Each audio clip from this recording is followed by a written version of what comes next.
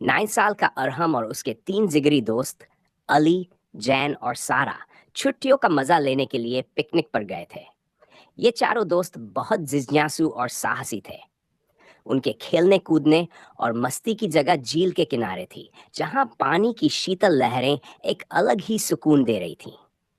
खेलते खेलते अली ने झील के पार घने पेड़ों की ओर इशारा करते हुए कहा, कितना सुंदर जंगल लग रहा है। चलो वहां चलते हैं, शायद हमें कुछ नया देखने को मिले। और हमने थोड़ी झिझकते हुए कहा, जंगल जाना खतरनाक हो सकता है, लेकिन अगर हम एक दूसरे का साथ दें तो शायद कोई परेशानी नहीं होगी। सबने अपनी अपनी टोपियां पहनी, बैग कंधे पर डाला और जंगल की ओर चल पड़े। जंगल की अद्भुत दुनिया, जैसे ही वे जंगल में दाखिल हुए, वहां का नजारा बिल्कुल अलग था। ऊंचे ऊंचे पेड़, रंग बिरंगे फूल और पक्षियों की चहचहाट ने उनका स्वागत किया। बच्चे इतने उत्साहित हो गए कि वे अपनी मंजिल भूलकर और अंदर तक चले गए। लेकिन अचानक अली ने रुककर कहा, अरे, हमने झील का रास्ता तो देखना ही छोड़ दिया। अब हम कहाँ हैं? सारा ने घबराकर चारों तरफ देखा और कहा, हमें रास्ता याद नहीं है, कहीं हम खो तो नहीं गए।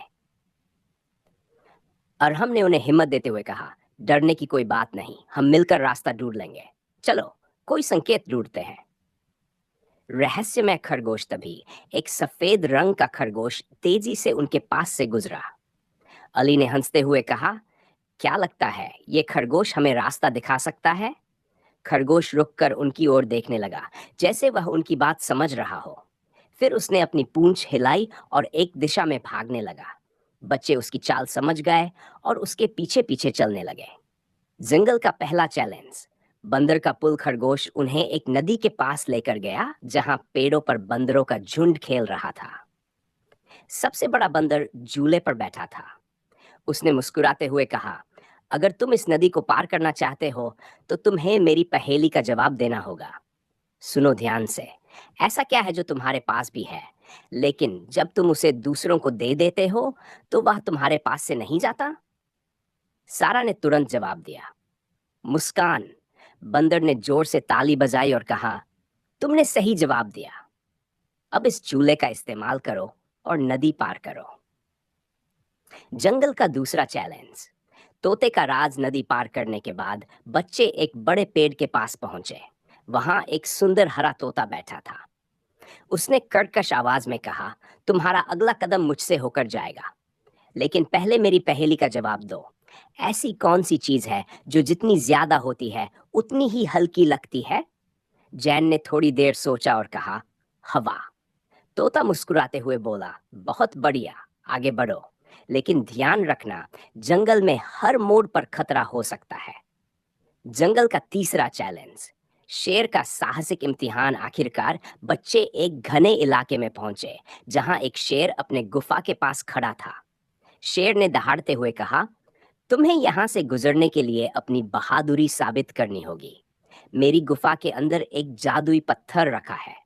अगर तुम उसे लाकर मुझे दोगे तो मैं तुम्हें जंगल से बाहर का रास्ता दिखाऊं।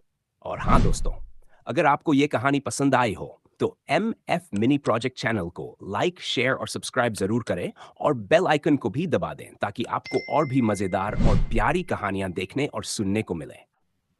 और हमने हिम्मत करते हुए कहा, हम सब मिलकर यह काम करेंगे। बच्चे एक गुफा में दाखिल हुए। गुफा के अंदर अंधेरा था, लेकिन उन्होंने अपनी टॉर्च निकाली। पत्थर के पास एक बड़ा सांप फन फैलाए बैठा था। अली ने धीरे धीरे पत्थर उठाया और सारा ने सांप को दूसरी तरफ ध्यान दिलाया।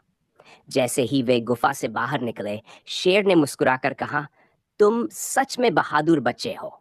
ये लो, जंगल से बाहर जाने का रास्ता। खुशी खुशी घर वापसी शेर ने रास्ता दिखाया और बच्चे खुशी खुशी झील के पास वापस पहुंचे। उन्होंने एक दूसरे को गले लगाते हुए कहा, यह सफर हमें हमेशा याद रहेगा, लेकिन अब हम कभी बिना सोचे समझे जंगल में नहीं जाएंगे।